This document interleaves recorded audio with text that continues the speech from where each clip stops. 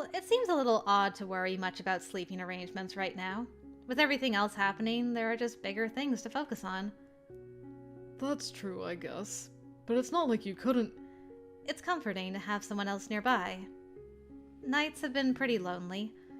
I just think about everything and can't turn my mind off. Or I have weird dreams and wake up alone. Sorry, Butterfly. I didn't realize you'd had it rough at night. It's been getting better, but I realized I've been sleeping better in here. Aw, that's sweet. He gave me a knowing smirk. So I make you feel all safe and cozy at night? I can't be sure it's you in particular. It might work with anyone. Oh, you're killing me, Morgan. But I guess as far as roommates go, you're not that bad. Well, it's not uncommon for people to room together here. Space is limited after all. If I'd known you were struggling by yourself, I could have set you up with a roommate sooner. That said, I could still move another bed in for you if you want. I wasn't sure how to respond to that. Sharing was a little odd, but we'd been doing it for several nights already, and nothing had happened. Given the situation when we started sharing, I don't think either of us had expectations for it to... Isn't it better to leave those for other people? If we keep sharing, people might talk. I don't care if they talk. Unless you're worried about rumors. Rumors won't bother me, Butterfly. But you know they'll assume things about us. Oh no. Things. How will my reputation survive? I'm going to head down and check in with the others. You have any specific plans for today? Just the usual. So, nothing too interesting. Interesting. So that whole kind of semi-confession thing didn't happen. They're just literally bedmates with no... nothing expected going on, which is interesting. What's happening here? Limits to what Kesa can do. I understand it's necessary to work within limits, and that pushing those limits has its own drawbacks. But I do think these ideas are worthwhile. As do I. But for all we know, these missing people are already the result of someone targeting the court because I've built too much here. Now is not the time to exacerbate the problem. I know, and I understand. Alright. He joined me at the railing, leaning to rest his elbows on the railing as he stared over the ceiling. Ceiling? Yes, the ceiling of the outside world. The city! Amazing how far you can see when it's clear. It is. Kesa was worried he upset you. I'm not petty enough to be upset about something like that.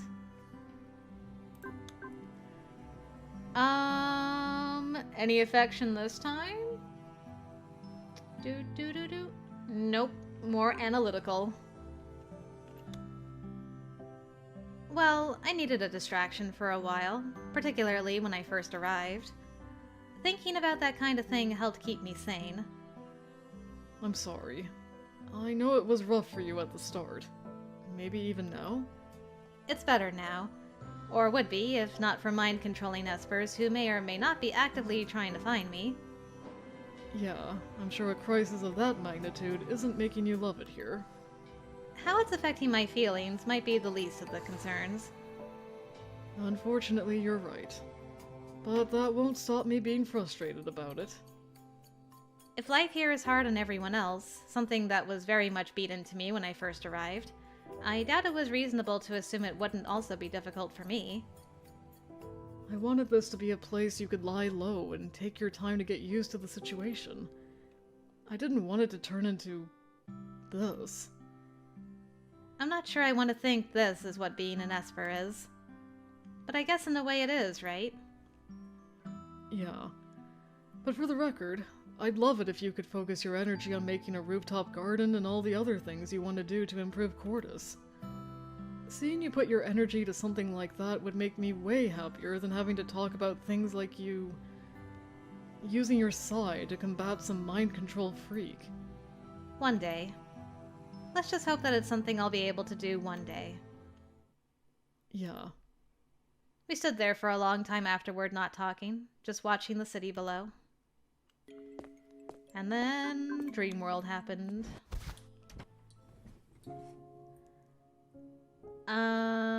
Oh, right. So she got taken over, and then Jack was worried about her.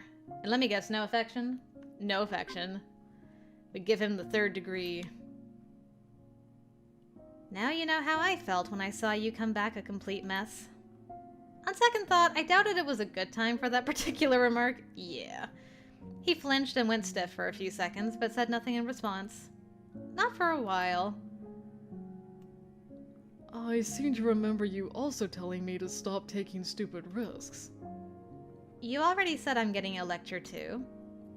Twice as long after that little remark, Butterfly. I'll be looking forward to it. Then I'll have to make sure it's not something you should be looking forward to. I laughed softly and winced again. He pressed a quick kiss to my temple. Aww. Try to get some more rest. It's still quite early, and I imagine you have a hell of a headache to sleep off.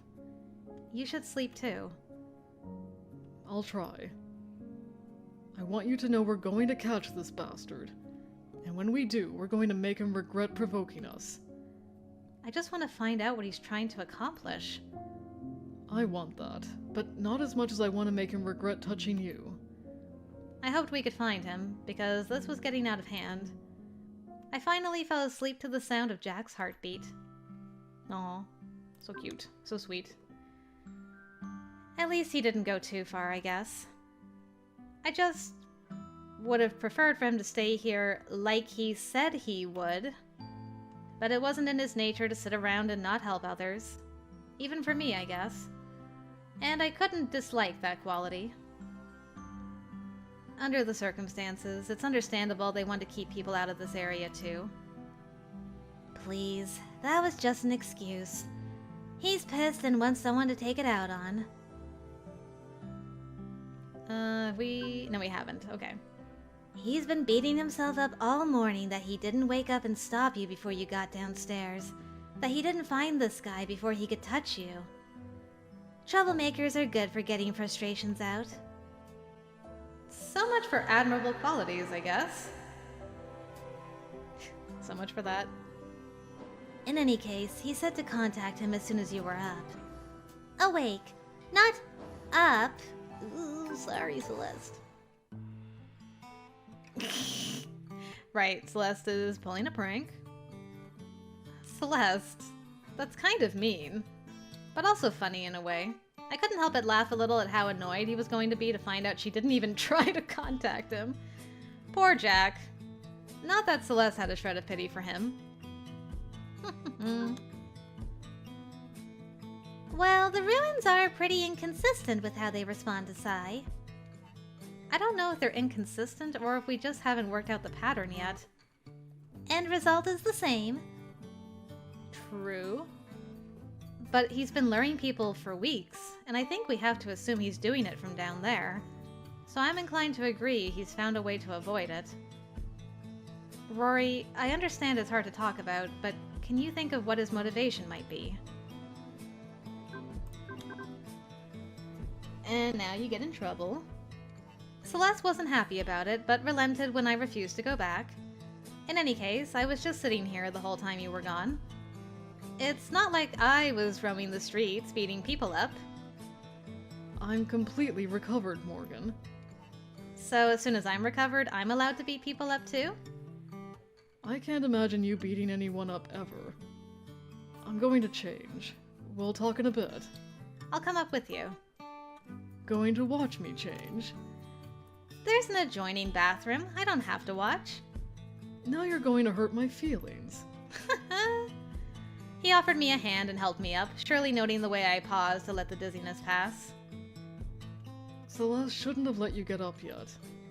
Celeste didn't have a choice in that any more than she had a choice about you sneaking out. Are you always this much of a pain? Should have thought of that before you picked me up off the street, huh? Cuties. Jack just likes taking his shirt off this entire route. No matter what ending you're going for, he's just like, and the shirt comes off. Inside the room, Jack paused to glance over his shoulder with a smirk as he pulled the shirt off. I wouldn't pretend I didn't feel the flutter of heat in my stomach, but I was trying to ignore it. And then, wait, forget the abs, what about your hands? Ooh, okay, so now stuff's progressing. Because Sylvia told you about me before we even met? No. Because right away I was completely dazzled by what an amazing woman you are. And that feeling hasn't changed since day one. But if you want a little criticism... Does this seem like a suitable moment for reflective criticism? He pulled me close, pressing his forehead to mine. You overthink things way too much, Morgan. You keep getting weighed down by all this Esper stuff. By what Sylvia saw and what she didn't. Or by shady idiots with big plans. I don't mean to. But I'm not used to this. I was a normal person until a couple of months ago. Espers are normal people too. Everyone tries to set us apart, but there's no such thing as normal and us. We're all just people. This isn't too big for you. You only think like that because you've never dealt with something like this before. It's outside your comfort zone. And that's fine. You can sit back and let us handle this. No one is asking you to face down this guy, whoever he is. The only thing I want you to do is heal up. Rest and stay safe. I leaned into him, resting my cheek against his warm shoulder. I wanted that too, but I didn't think it would be a realistic option anymore. This guy picked a fight with me first. Do you think I can do that? Just sit back here while you go out and get in fights and try to stop someone for my sake? I'd like to think you could. You know it won't happen. I pulled away, giving him a serious look. Because that's not who I am. I'm not the kind to just sit back. I know. I love that about you. But that part of you also frustrates me. Sorry. Don't be. He leaned forward and brushed a kiss to my lips for the first time, and I was only surprised it took him so long to do it. I guess Sylvia's journal might not be enough for you anymore. I may have to actually teach you how to beat people up if you're determined to help with all this. I can't say I want to learn to do that, but maybe you should. Lessons with Jack, eh? I know we had some in Case's route, but there was no actual, training, one-on-one training this time. He sat on the bed, leaning against the headboard, patting the spot beside him for me to join him there. I did so, and he pulled me to his side, resting his cheek on the top of my head. We lay like that a long time. I started to doze off. If I wake up and you're gone this time, the first person I'm going to beat up is you. I'll remember that. And then I was out. Aw, that was so sweet. Adorable.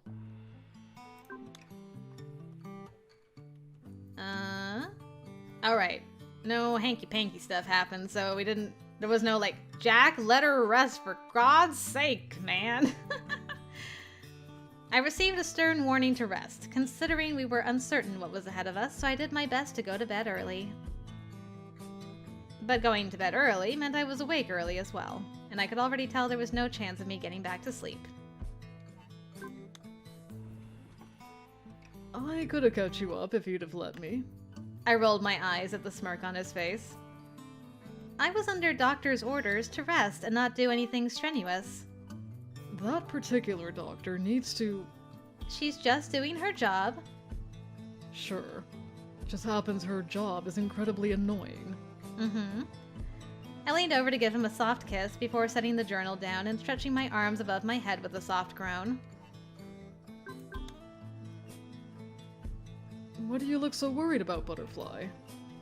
Worried I'll get angry just from the mere mention of them.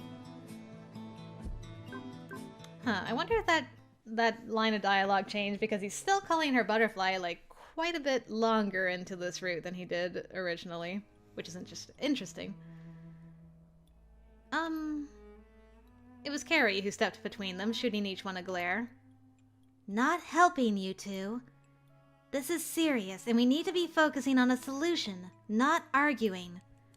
And what the hell kind of solution do we have, Carrie? I could try to search for... Absolutely not. If you're suggesting using your psi to search for him, that is a definite no.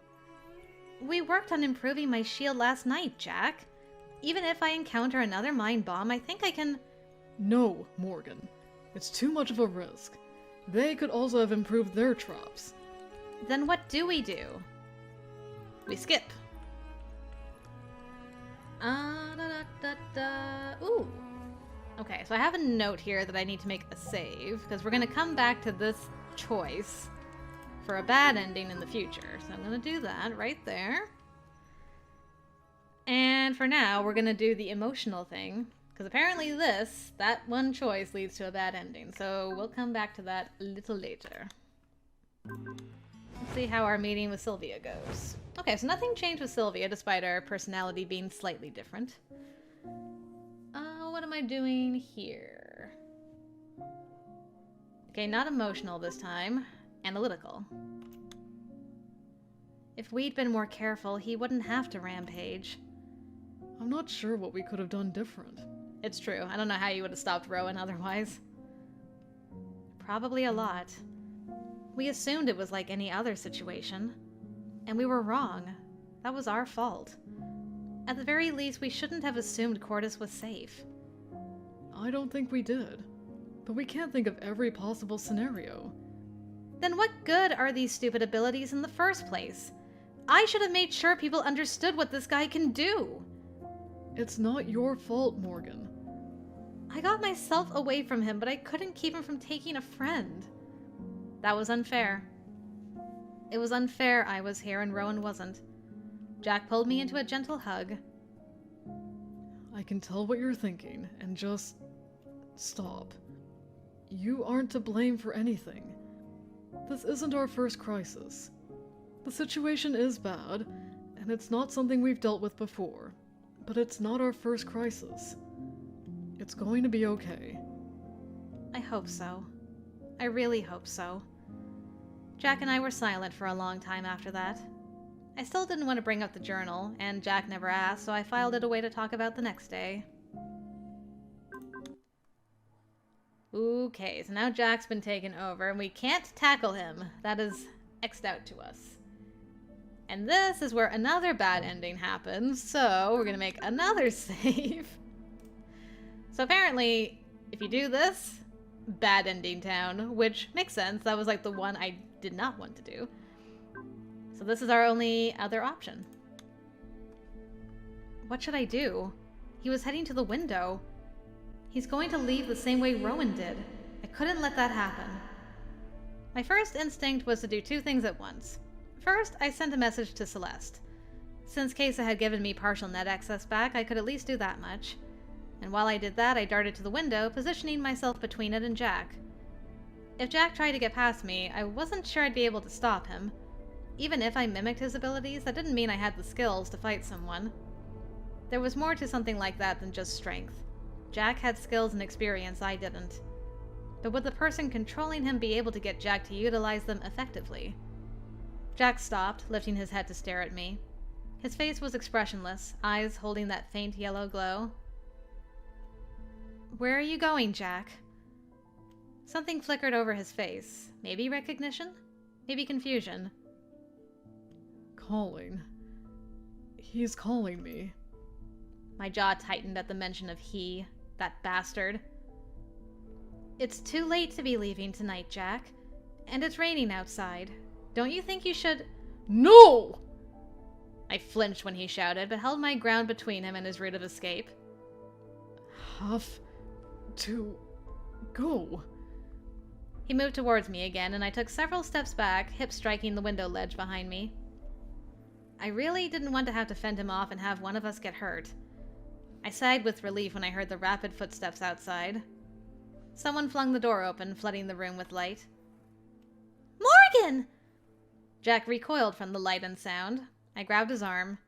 Help! Hurry! It was Carrie, not Celeste, that dashed into the room. Celeste had brought reinforcements. Seconds after I grabbed Jack, he flung me away. I careened from him, stumbling to the floor. But Carrie hit him full force, slamming him into the wall hard enough to rattle the window before wrestling him to the floor. Celeste quickly joined her. I scrambled back to my feet, paying attention to how Celeste's Sai was winding into her arms to enhance her strength. I did the same because I might need it. Can the two of you hold him down? I'm going to try to sever the connection. On it! Out in the hall, I heard other people leaving their rooms, but I tried to ignore them as I crouched next to Jack. Carrie and Celeste were pinning Jack down to the point he couldn't move. I moved closer, trying to keep an eye on his movements just in case he got away from them both. But I also focused on the Sai running through his body. There was Jack's fire-lit Sai, flickering strangely. The pattern was disorganized compared to usual. That was because of the invading violet Sai threading through his body. Rage flooded me as I caged Jack within a loose shield of my own. I had no idea how I'd freed Rory before. That had been a fluke, the result of an unstable power surge fueled by my panic. I couldn't recreate that. I needed to take a more methodical approach this time.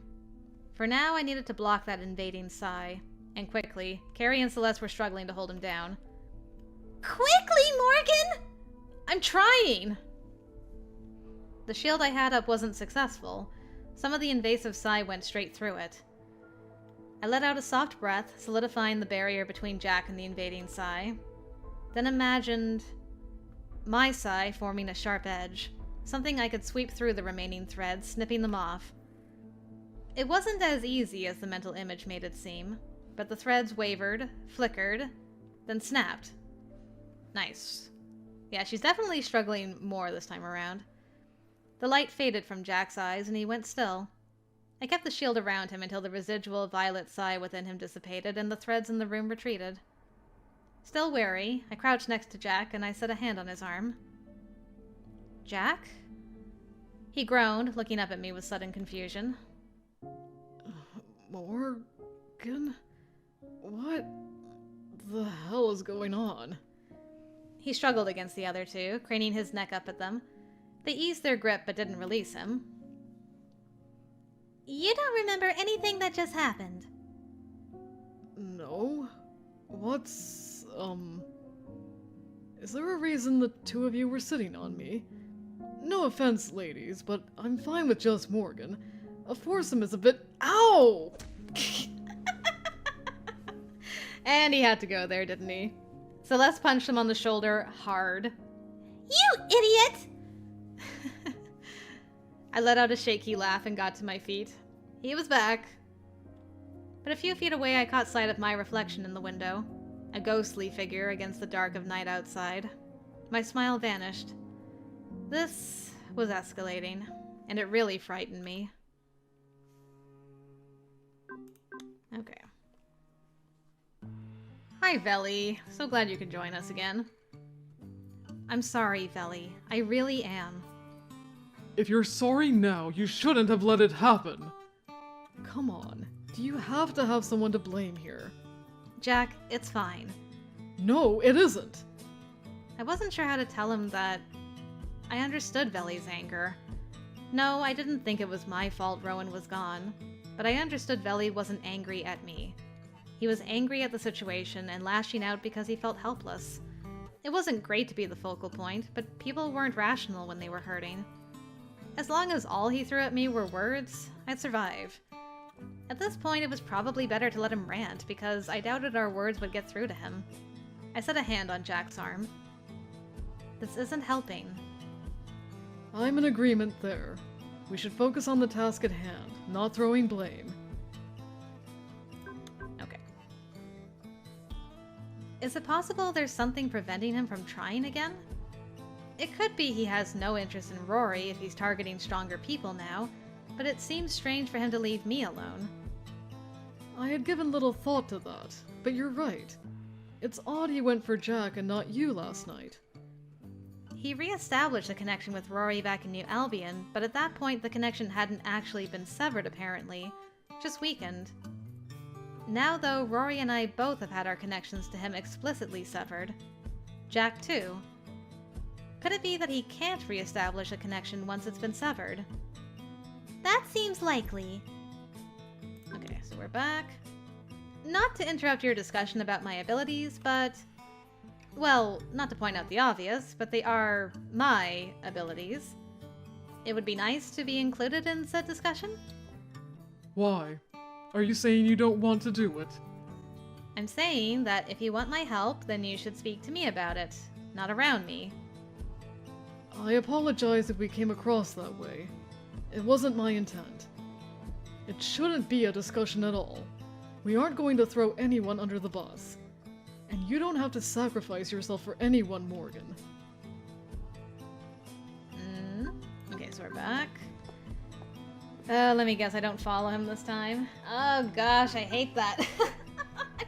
I'm just leaving Jack to just ruminate in a cage of emotions by himself, and it's awful. Anyway, you gotta let him go. Veli made a small scoffing sound in his throat as Jack retreated up the stairs. Case sighed and rubbed his forehead. I almost followed him. But he needed some time to collect his thoughts and calm down, so I thought giving him space was better. I could understand his struggle with the situation, but the situation wasn't fair, and being mad about that wasn't going to change it. Rowan was more important. He was someone I considered a friend, someone Jack considered a friend, someone Veli loved. And that was more important than Jack's feelings in this moment. Oof. So while he goes off to sulk, are you actually going to prove you have some use here? I have no intention of proving anything. My usefulness isn't up for debate, or else you wouldn't be asking my help in the first place. Dang, get him, girl. And, though I understand your anger, you are welcome to stop trying to pick a fight with me. On the list of things not helpful in this situation, that's pretty close to the top. I was beginning to think you didn't have a spine. Ignoring verbal attacks isn't a sign of cowardice. It's just a sign I have better things to do with my time than wasting it on your pettiness. The reason I didn't search for any of the missing people using my Psi before now is that I'm very inexperienced with it. I don't even know my range, and I'm still learning how to use my sight-based skills. Also, in case it slipped your mind, Kesa put a ban on using them after Terra was nearly killed. Though I'm sure you're aware of that. I let out a soft breath, not wanting to argue with him. I have an idea for a potentially safer way to search, but it's going to require the two of us to work together. If you're willing. What kind of idea? You have much more experience than I have with searching using your Psi, I assume. It's likely you'll have more luck than I if you look around. But that puts you at risk for a mind bomb. I'm the only one who's been successful at even partially holding off. And it's difficult to keep an eye out for traps, search, and shield yourself. So let me take care of watching for the traps and protecting you, and you can search in relative safety. I know you're new to all this, but you can't be that new. Mental shields don't work like that. You can't apply them to another person the way you're talking about. I think you're wrong. Shielding my body won't prevent a mind bomb from infiltrating my Psi. And once it's done that, even a mental shield won't keep me from taking damage. You're right. I'm certain that's why I took damage the last time I tried to block a mind bomb. That's why I'll set up a cage around your entire sphere and shield you that way. Are you sure you can do something like that? Shielding his entire sphere? There's no logical reason why it won't work. I've never heard of anyone attempting that. Have you ever heard of someone reviving the dead with the nanosystem? Or using nanites to establish a telepathic link with others? Point taken. While Veli's looking for Rowan, I can keep an eye out for any nearby concentrations of Psi that could pose a danger. They'll never come into contact with your Psi, Veli. I'll be aware of them a few seconds before my Psi actually touches it. If I retract my shield without warning, you'll sense it, right? You'll know to retreat, and I can focus on blocking the mind bomb if we can't avoid it entirely. He looked at me with doubt clearly written on his face. In the worst case, the mind bomb will hit my sphere and not yours. There shouldn't be any risk to you. In the worst case, it hits us both. But we can't afford to play it safe. I'll do it. I breathed a sigh of relief.